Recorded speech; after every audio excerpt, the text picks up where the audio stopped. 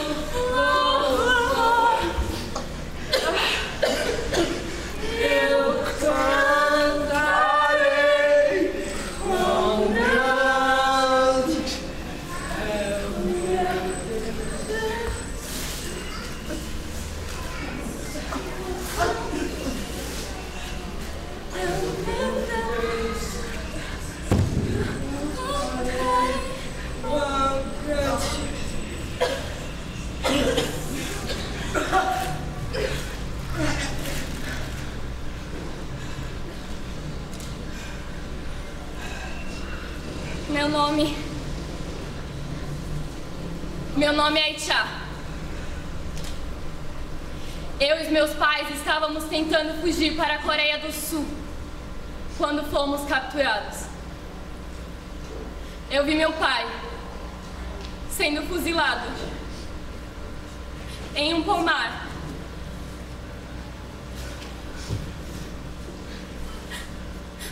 Perto de um campo de trigo, ao longo do rio Taidong. Logo na sequência, eles arrastaram a minha mãe.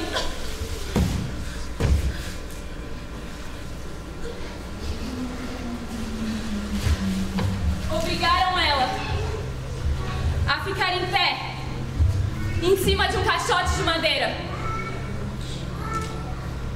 Amarraram um nó corrediço ao redor do seu pescoço. Lembro dela tentando capturar o meu olhar em seus últimos momentos, como se tentasse me pedir desculpas pelo que estava prestes a me acontecer.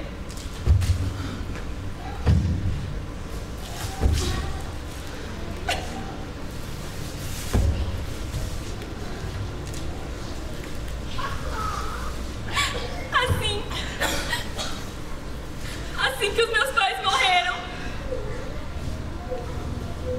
os soldados vieram atrás de mim.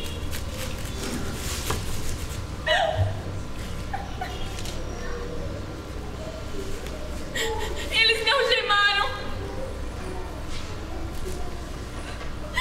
me vendaram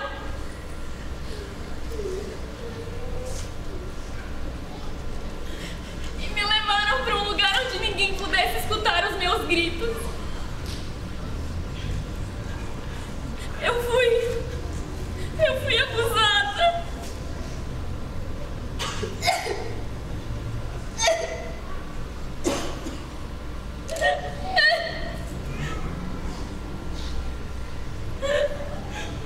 Eu fui estuprada por mais de 7 soldados.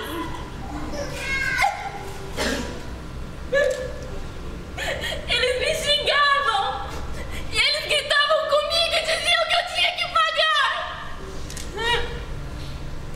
Diziam que eu tinha que pagar pela traição dos meus pais, porque eles eram desertores. No campo existe uma regra que se houver contato sexual com algum prisioneiro sem prévia aprovação, os soldados têm que ser fuzilados imediatamente. Mas mesmo desejando a morte, eu não tinha pra quem contar, porque eles me levaram pra uma solitária pra ser torturada por 2 anos. 2 longos anos. E eu só saí de lá porque eles resolveram me dar em casamento para um dos prisioneiros. No campo, o casamento é muito diferente do que vocês conhecem. Ele é uma espécie de recompensa dada por trabalho árduo para algum prisioneiro que tenha trabalhado bem. A única vantagem é um trabalho ligeiramente menos intenso e uma moradia um pouco melhor após a união. Mas nem o noivo e nem a noiva têm o direito de escolher com quem vão se casar. Chung-Hu era um prisioneiro. Lembro que quando nos casamos, eu não queria que ele me tocasse. Era doloroso demais pra mim.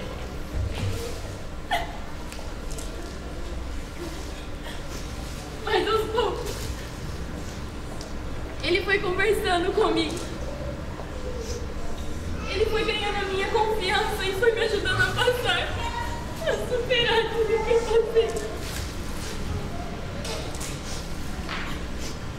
Então, ele me falou do nome de uma vida eterna e de um amor verdadeiro.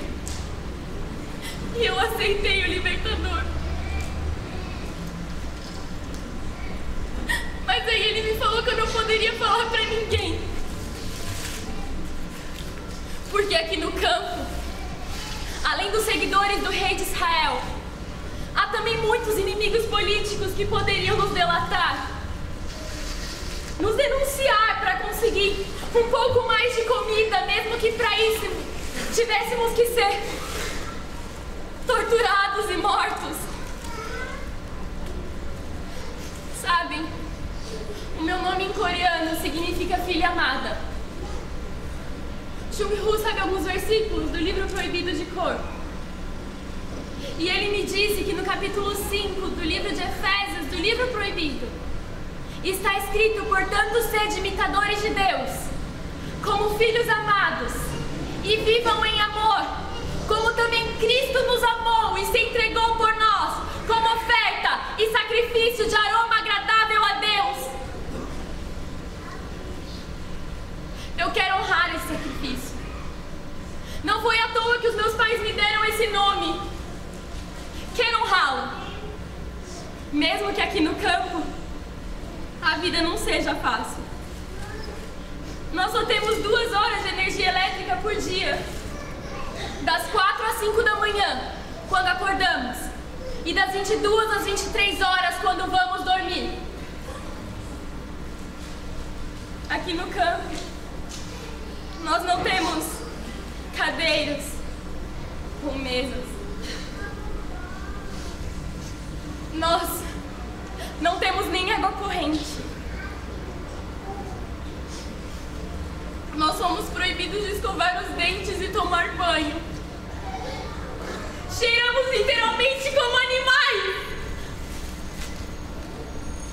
A maioria aqui não tem mais dentes e suas gengivas estão pretas. Nós não temos papel higiênico, roupas íntimas. E se queremos nos limpar, nós até podemos tentar. Podemos tentar escondidos até o rio, mas nada garante que vamos voltar. Porque se somos pegos, somos espancados até desmaiar.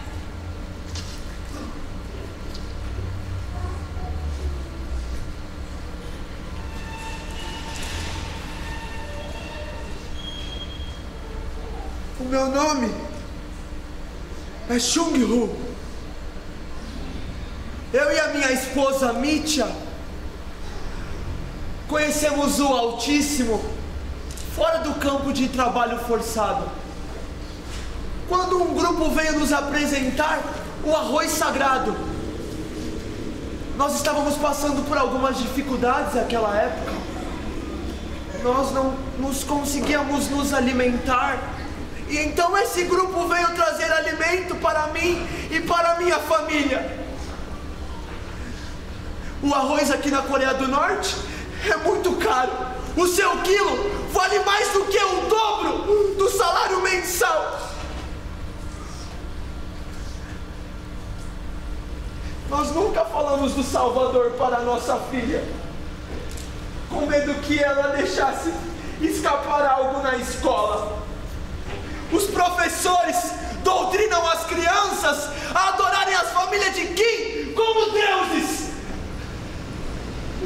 Nós até conhecemos alguns casos que elas contaram inocentemente da fé de seus pais e eles foram assassinados.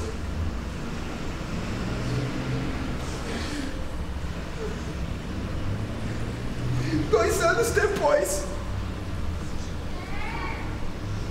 a minha esposa Mitya morreu de cólera. Todos os dias eu levava a minha filha para o seu quarto e eu colocava ela na sua cama e eu voltava para o meu quarto para clamar por graça, para como saber educá-la com sabedoria. E ao mesmo tempo eu tentava decorar algumas páginas, alguns versos do livro preto, pois eu sabia o quanto era arriscado tê-lo comigo na minha casa. Todos os dias antes de dormir, eu pegava o livro e colocava debaixo do meu travesseiro para dormir em segurança.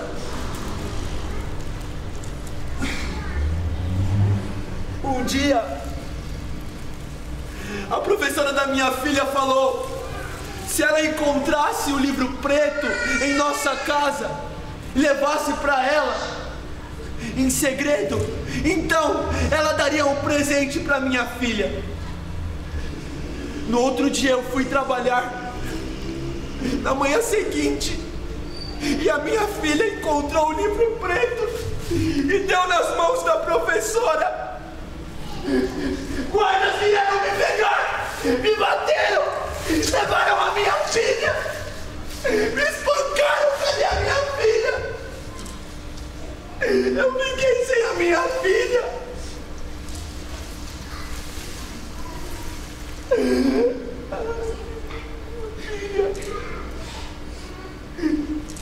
Eles me deram uma sentença de morte. Eu não tinha mais forças para viver. Mas eu sabia que o mesmo Altíssimo que me livrou da fome, Ele também ia me livrar. Nesse momento tão difícil, eu clamava na minha mente em silêncio para ninguém puder ouvir meu pensamento. E então a minha história começou a mudar. Eles mudaram a minha sentença. Eles me levaram com alguns homens para a hidrelétrica do rio Taeyong. E então a minha história começou a mudar. Todos os dias eu levava toneladas de concreto nas minhas costas e eu ergui os muros com toda a minha rapidez. Eu fui se destacando no meu trabalho. E então eles mudaram a minha sentença. Eu não só mais fui livrado da morte, como eles me deram por esposa, como recompensa do meu trabalho, a mão de Aitia. Certamente foi o momento que nós passamos menos fome no campo. Eles tinham pressa em nos alimentar. Eles traziam todos os dias tonéis de milho podre com repolho para que nós pudéssemos nos alimentar e continuar a trabalhar, erguer os muros com toda a rapidez. Nós conseguimos escapar às vezes e ir no rio Taeyong para pegar um pouco de peixe para podermos nos alimentar. Nós tivemos essa oportunidade de comer algo diferente. Se fosse nos dias de hoje, certamente nós iríamos morrer. Aqui no campo existe uma regra: quem for pego roubando ou furtando ou escondendo alimento, esse tal deve ser fuzilado imediatamente.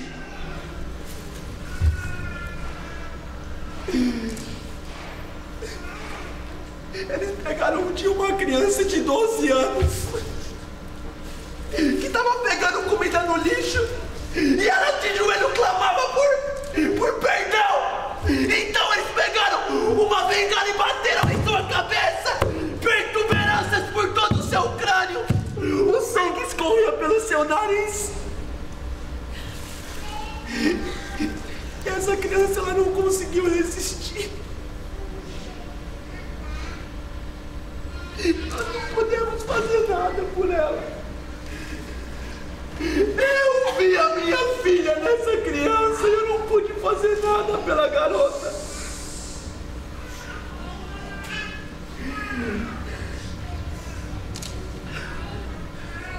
A nossa alimentação aqui é a mesma coisa, todos os dias. Sopa de milho, repolho na salmoura. Isso quando nós conseguimos cumprir a nossa cota de diário, a nossa cota de trabalho que foi exposta no dia. Quando nós não cumprimos a cota, eles nos espancam e nos batem até nós desmaiarmos. E ainda reduz a nossa alimentação. Para quem já não tem quase nada, Reduzir a alimentação é você pegar e assinar um atestado de morte.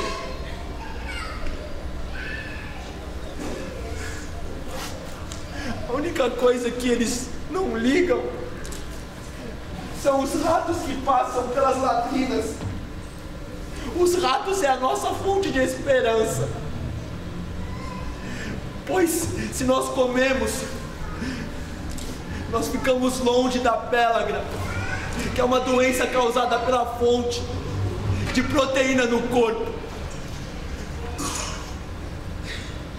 O meu nome em coreano significa justiça. E é por isso que todos os dias eu e a minha esposa Aicha, nós lemos o Salmo 7, versículo 9. Deus justo, que esquadrinha o coração e a mente dos homens, e livra do perigo dos ímpios, e dá segurança ao justo. Eu estou certo que o Senhor tem me guardado e tem olhado para a nossa nação e irá mudar o destino da Coreia do Norte.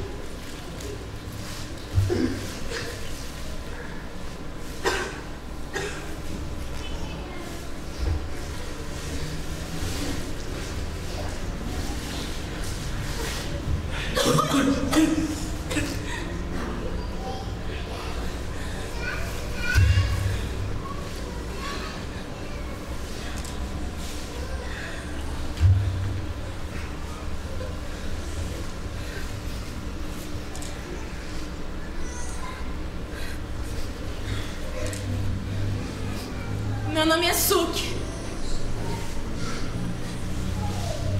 Por eu ter nascido no campo, eu tive direito a frequentar a escola. Eu aprendi a ler e a contar num nível rudimentar. Mas os professores o tempo inteiro diziam que nós tínhamos que nos envergonhar do sangue traiçoeiro que tínhamos em nossas veias. Mas que isso só seria possível através de um trabalho árduo e da delação. Uma parte desse trabalho era quando nós íamos para a ferroviária. E ali nós tínhamos sempre contato com as crianças que vivem fora do campo. Essas crianças nos xingavam.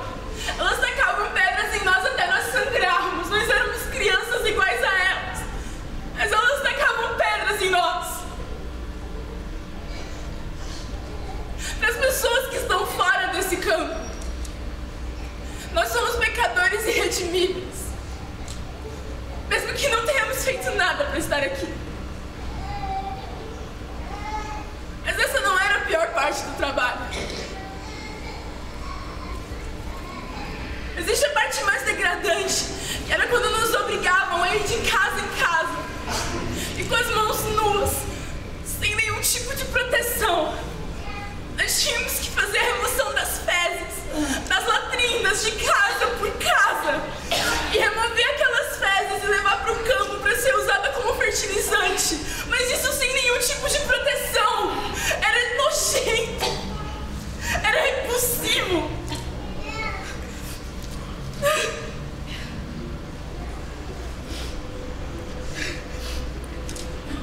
Existe uma regra no campo. Essa regra diz: se você for testemunha de uma tentativa de fuga e não disser nada, você imediatamente será fuzilado. E um dia eu ouvi o meu irmão dizendo para minha mãe que iria tentar fugir por debaixo de uma das cercas de alta voltagem do campo. E eu entreguei o meu irmão. Eu entreguei o meu irmão aos militares. Em troca da minha delação, o que eu ganhei foi um trabalho ligeiramente mais leve, um pouco mais de alimento. Mas o meu irmão não. Eu lembro quando os militares arrancaram ele da gente. Eles levaram ele pro meio do campo e amarraram suas mãos pra cima no sol escaldante, sem água, sem alimento, sem banheiro, sem poder ter contato de ninguém. 2 dias, em 2 dias o meu irmão morreu. Em 2 dias.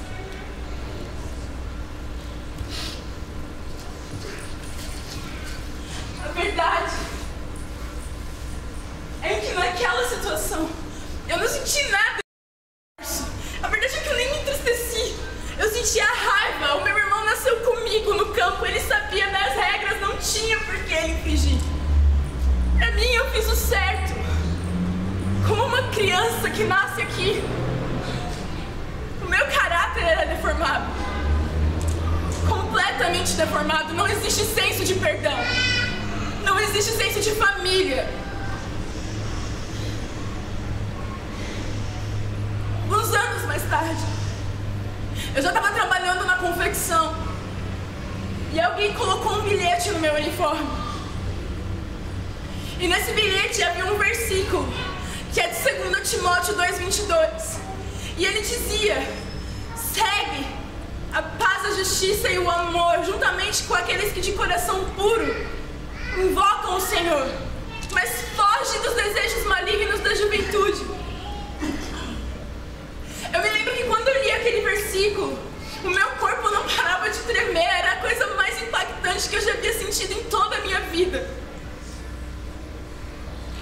Naquele momento, o Senhor trouxe arrependimento ao meu coração pelo que eu fiz com meu irmão.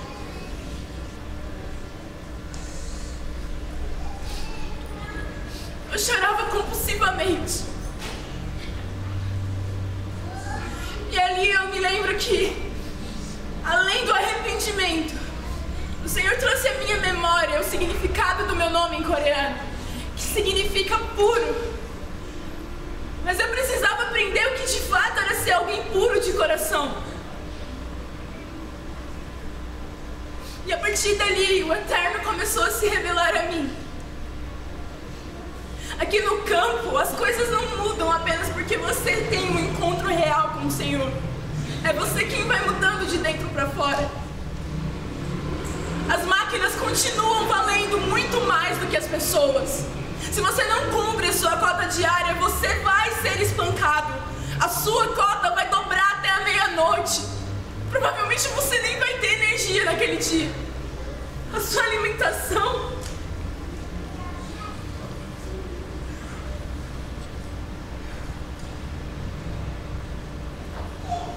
O que eu me lembro de uma vez, quando estava trabalhando com a minha mãe, foi um superintendente. Os militares aqui, eles procuram sexo a qualquer maneira. E esse superintendente chamou a minha mãe. Ele chamou a minha mãe para limpar o quarto dele. E eu segui eles dois. E eu me escondi no banheiro. E eu fiquei espiando pela janela. Eu vi ele chegando por trás da minha mãe. Ele começou a tocá-la. Ele despiu ela. Eu vi eles dois tendo relações. E aquilo me enfurecia. É nojento.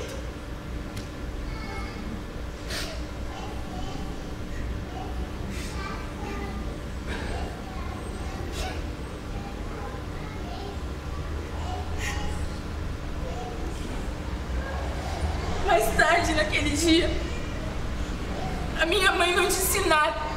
Ela não comentou nada. A verdade é que o semblante dela era de alívio e felicidade, porque ela finalmente tinha alimento suficiente para matar sua fome. Eu nunca tive coragem de dizer o que eu vi. Eu nunca comentei o que eu vi. E esse não é o último dos problemas aqui. Existe um problema crônico, que são os piolhos. Não tem nenhuma semana chegaram com um tonel, com um líquido branco que cheirava a defensivo agrícola. E ele mandou um monte de mulheres passar aquilo nas cabeças.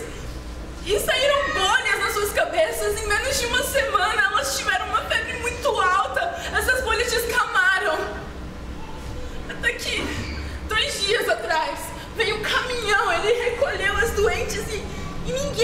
notícia delas aqui.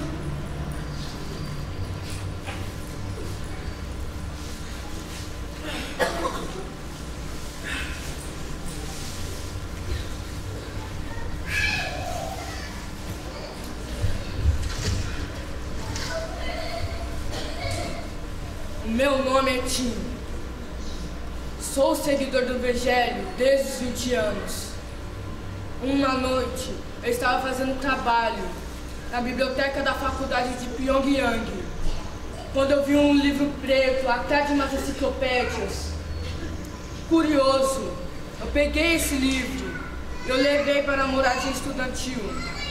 Quando eu abri, vi que se tratava do livro proibido. Naquele momento, eu fiquei desesperado. Eu não sabia o que eu fazia com ele. Se eu guardava-o, eu jogava fora. Mas a minha curiosidade era maior.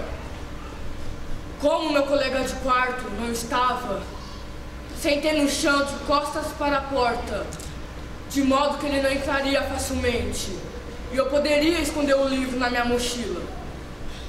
Abri o livro aleatoriamente.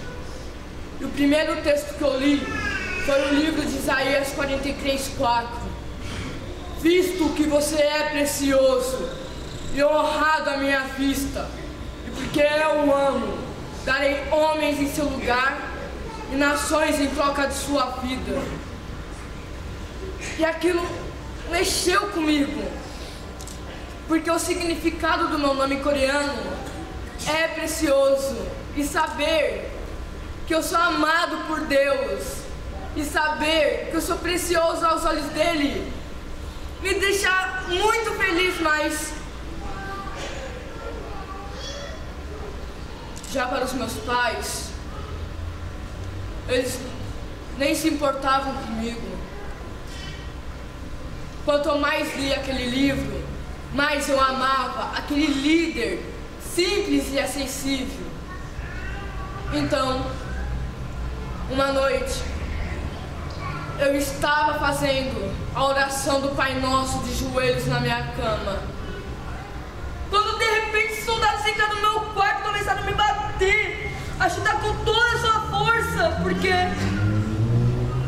descobriram o livro proibido através de uma inspeção secreta. Como meu pai era membro do exército coreano, eles não me mataram, mas sim me levaram ao campo de trabalho forçado, aonde meu pai estava me esperando. Quando eu cheguei lá,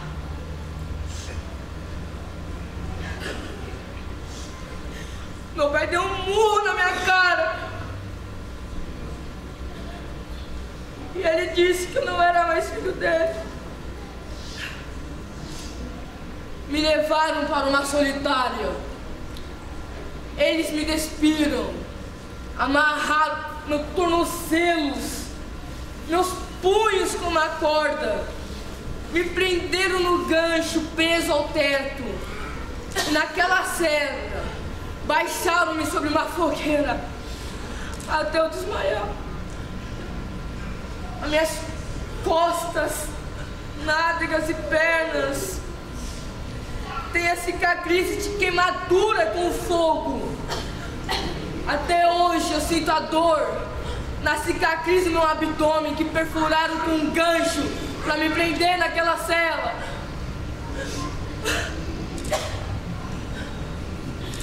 Até hoje eu tenho as marcas das correntes que me penduraram de cabeça para baixo naquela cela.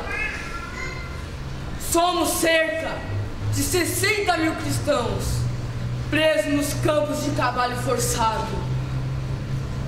Os soldados têm carta branca para nos torturarem e exculparem toda qualquer mulher que não negue o nome do nosso Redentor. Eles querem eliminar nossas sementes até a terceira geração. Nosso plano de carreira é apenas um trabalho árduo, muito esforço e uma morte prematura causada por espancamentos e maus tratos. Tudo sem uma acusação, um julgamento ou um recurso. Tudo em sigilo. Os soldados fazem questão de nos levarem para assistir às execuções daqueles que não neguem o nome do nosso Redentor. Nossas cotas diárias são sempre maiores do que são. Somente inimigos políticos. Nós somos como uma erva daninha que eles querem arrancar e queimar para nunca mais aparecer. Ontem eu estava carregando gôndolas de carvão. Eu empurrava elas com um trilho estreito até a área intermediária de armazenamento. Minha cota diária é empurrar 5 gôndolas morro acima. No final da manhã, eu me desequilibrei e eu escorreguei em um dos meus pés. Uma roda de metal passou por cima do meu dedão. Doeu muito. Eu dei um grito, mas eu tava me segurando. Eu tava me contorcendo de dor para não ser escutado e não ser espancado. Sabe, aqui no campo de trabalho forçado tem uma regra que nós temos que considerar os nossos soldados como nossos verdadeiros mestres. Eu pedi autorização para o meu soldado deixar eu ir para o hospital. Ele não autorizou. Eu tive que tomar uma decisão, tentar pelo menos terminar a minha cota diária. Eu não terminei minha cota. Eu trabalhei até meia-noite e não consegui terminar. Eu fui espancado e ele autorizou depois. Quando eu cheguei no hospital, vi que meu dedão estava necrosado. Ele amputou sem dó e a vez de anestésicos, ele jogava com sal. Eu dei um grito.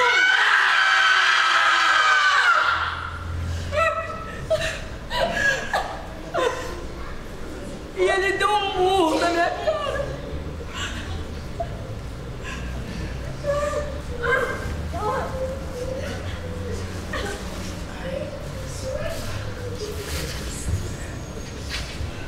Não! Na Coreia do Norte não se pode louvar o Criador. Vivemos em um país totalmente fechado. Desde 2002, a Coreia do Norte é o maior perseguidor de cristãos do mundo. Aqui o livro preto é proibido. A história da salvação é censurada. Não se pode orar. Não se pode sequer louvar o nome dele, falar o nome dele. É quase impossível encontrar outros seguidores. Nós somos instruídos a adorar e obedecer somente a família Kim. Se não obedecermos, podemos ser mortos. Levado ao campo de trabalho forçado.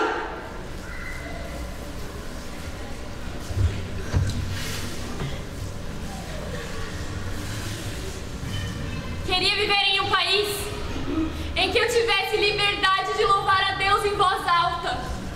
Eu queria viver em um país onde eu pudesse ler a Bíblia.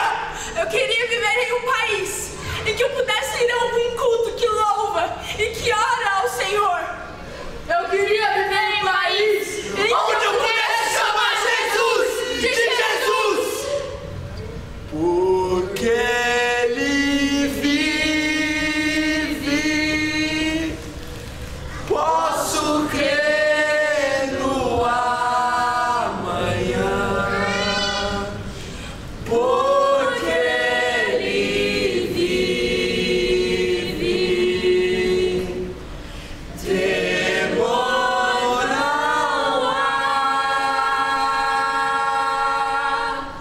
Mas